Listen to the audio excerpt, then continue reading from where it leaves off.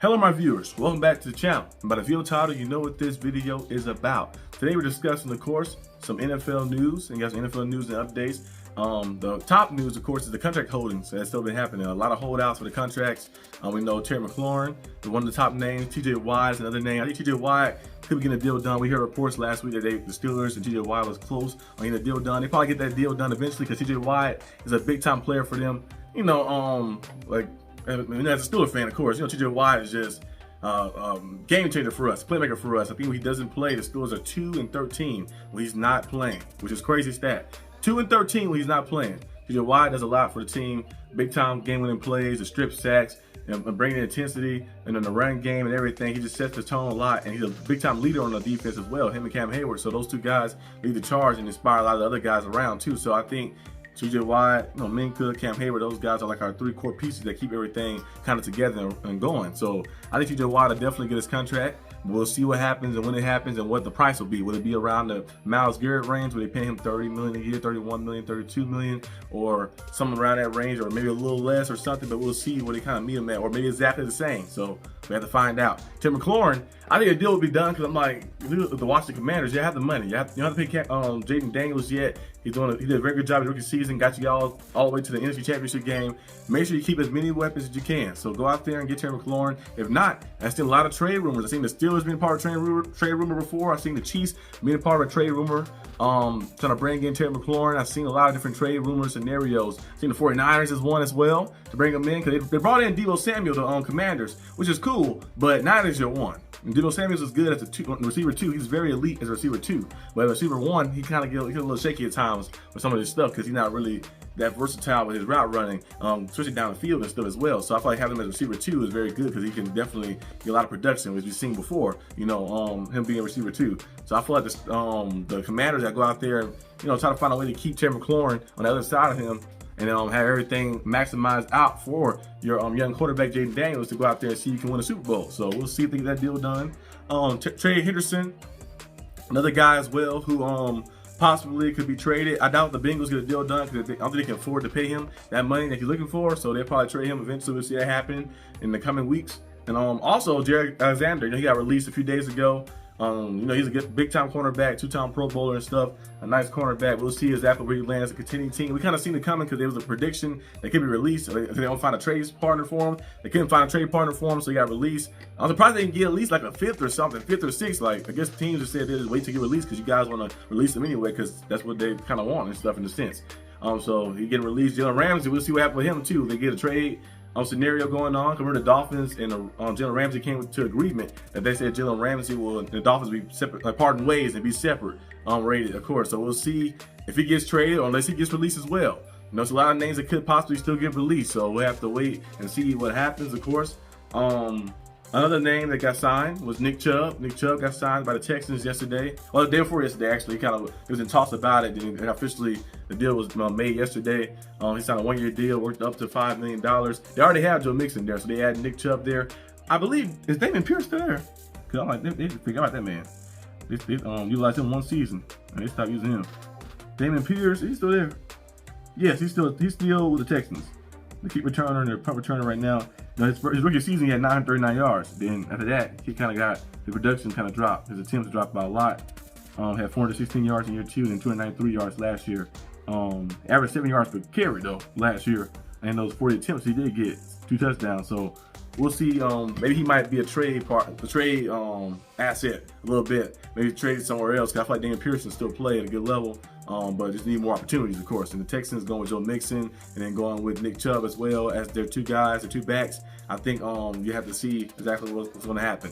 What's somebody else? Who's another player? I know Keenan Allen and Mark Cooper are still available. But what's somebody else I think I want to discuss? I forgot who it was, but it was somebody. But yeah, so right now those are kind of the notable names of free agents, the trade rumors and things that's going on. Aaron Rodgers, of course.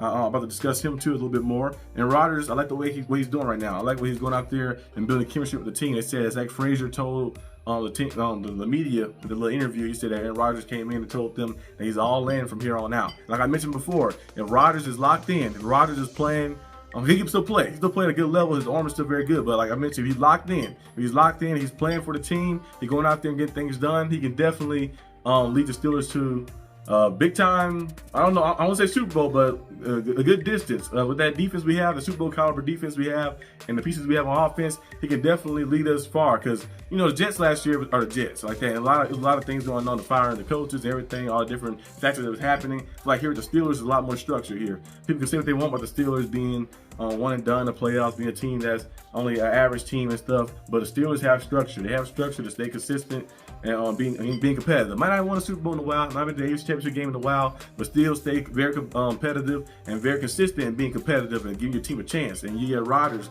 who might be one of the best quarterbacks he has since Big Ben, or maybe the best quarterback he has since Big Ben. And he's locked in, he's playing. He said everything he's dealt with is already dealt with. He said he's going to be locked in, all in from here, and he's going to go out with a bang. I think you can get a very motivated team because a lot of those young guys, you know, you've seen Aaron Rodgers throughout the years. They've probably seen him, like, you know, I'm 23, so some of those young rookies, they're like 22 to 23. Some of the young guys, 24, 25. We've seen Aaron Rodgers throughout time, so it's like, oh, this is like one of the we used to play with him on Madden and stuff like that. So if he can buy in and get those guys to follow him and like lock in with him, and they get motivated by him like that, that'll actually work out well. I seen him playing golf with some of the players the other day as well. So he's building chemistry up. He's showing it through action, because it's one thing to say it. You can say I'm the best shooter in basketball ever, but if you never show us, we don't believe it. Like somebody say I love you, but they never show love. You go, I don't believe that you love me. So they gotta show the action. Rodgers said that he's all in. He's trying to build team chemistry up as well. He's out there training with them in mini camps today. You see him throwing the ball and doing things. The coordinators are raving about him, saying his arm is still very good, giving guys pointers and stuff. That's what we like to see. So if he go out there and do that, and the Steelers lock in, everybody get on the same page and build that chemistry up, everything's running, you could possibly see some magic happening like that. I'm not saying Super Bowl, but you never know. But you can see some magic definitely happen. So that'd be very interesting to see how things shape out. But this is basically all the news I have today. Hope you guys enjoyed this video. If you did, like, subscribe for more content. Let me know down below what you guys think about all the contract holdouts, about the mini camp stuff, about the year 2 quarterbacks as well. I seen that article about that.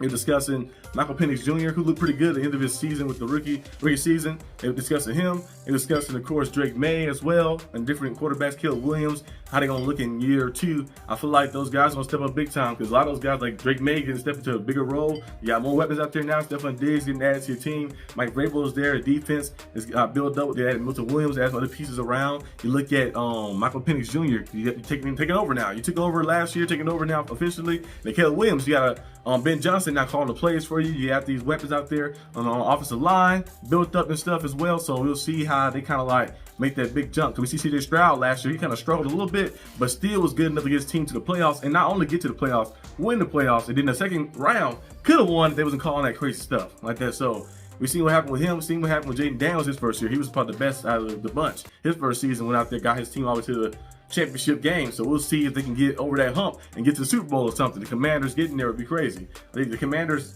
I don't know when the last time they've been to the Super Bowl. Washington been to the Super Bowl. I don't know when the last time it was. It could be like early 2000s or something. I don't know. But we'll see if they can get back there. We'll see what happens, of course. But that division is still kind of tough with the Eagles being there. The Giants are all right here and there. They have moments like that. Cowboys being fully healthy is a nice team as well, with GP on one side, CeeDee Lamb, with Dak Prescott throwing on the ball and stuff. Ferguson as well will be a pretty good team. So we're going to see how that division looks. It could be a big-time division. Also, the AFC North, Steelers division will be very big time as well. Especially with everybody locking in together, because you got the Ravens, they got all those weapons on defense and secondary, and also Lamar freaking Jackson, who threw 41 touchdowns last year. 41 touchdowns. Well, yeah, like 41 touchdowns with like 5 interceptions, 6 interceptions. It was a crazy touchdown interception ratio. It was very crazy. Lamar Jackson played probably his best season ever. He didn't win MVP last year, which he should have won, but he didn't win MVP last year. But that was his best season yet. Threw 40-some touchdowns. That's crazy.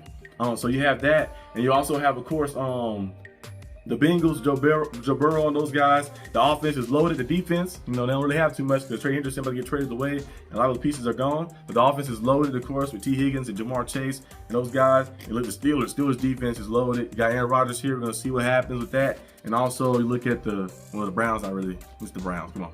It's the Browns. It's the Browns. I like Shedeur Sanders. He looked pretty good out there, but it's the Browns. It's the Browns. So, yeah. But I feel like that division will be tough. The AFC West will be a tough division as well. The Chargers. Got a lot of people on their team. Najee Harris added. Then they also added, of course, what's the guy from? He went to the college. What's the college rookie name? The running back, Amari Hampton. They added Amari Hampton to their team. Got all these pieces. They had another receiver. They brought Mike Williams back as a receiver and stuff. Lamb McConkey looked good last year as well. And then you look at the Chiefs, they got Patrick Mahomes. Like, the Chiefs are the Chiefs. You know, they got Mahomes out there. Mahomes, as long as you got him, as long as you got 15, you good. And then you look at, of course, the Broncos, add some pieces and stuff as well. They did a good job last year with Bo Nix. Bo Nix led them to 10-7 record, got them to the playoffs as well. And after that, you look at the Raiders. Not a bad team either. Geno Smith is there now. Pretty good quarterback as well. So you got him there, Pete Carroll there. They're going to have that defense built up. The running game as well, because you got Ashton Genty. So it'll be nice. That'll be a tough division too. So there's a lot of divisions that are kind of tough out there. NFC North, of course, you know, last year all those teams won a lot of games. You know, the Packers, the Bengals. Packers, the Lions, the Vikings, and the Bears. They started off good, but then they started getting a little shaky and stuff. So we'll see what goes on with that. But that's basically all I have for today's video. Let me know down below what you guys think, or who you guys think are the toughest division, and also about what you think about the free agency guys and some of the guys who got released and some of the guys who could potentially get released. Let me know anything down below, and I'll see you guys next time on the channel. Peace out.